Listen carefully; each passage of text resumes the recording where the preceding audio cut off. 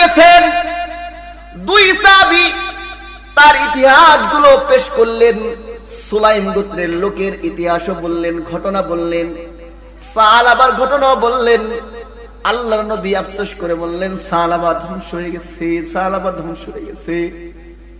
এই কথা বলার পর আল্লাহর নবী সুলাইম গোত্রের লোকের জন্য বরকতের দোয়া করলেন। এরকম ভাবে আস্তে আস্তে সময় চলে আসলো, আল্লাহর নবীর মৃত্যু হয়ে গেল।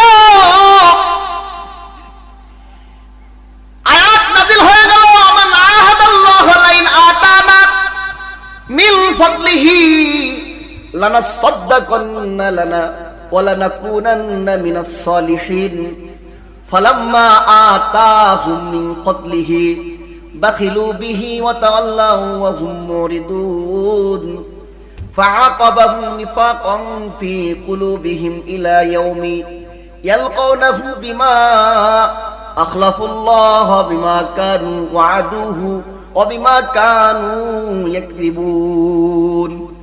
আয়াত নাযিল হয়ে গেছে, রাসূলের কাছে আসছে।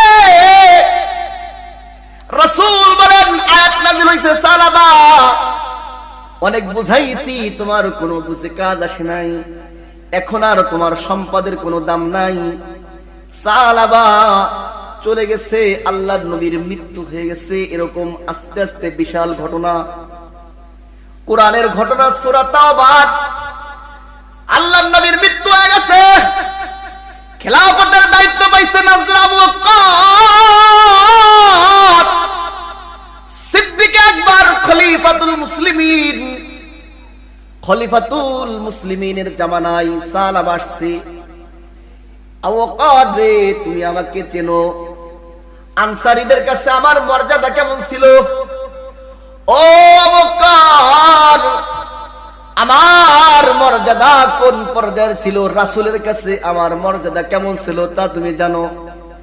আমার মালের যাকাত তুমি গ্রহণ করো আবু বকর।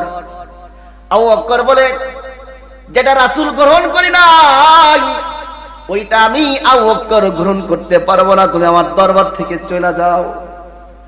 এরকম করে চলে গেছেন সালাবা। সালাবা চলে গেল। এরপর আসলো আবু বকরের খেলাফত কাল, যে আসলো হযরত ওমরের খেলাফত কাল। ওমরের খেলাফত কাল আসলো।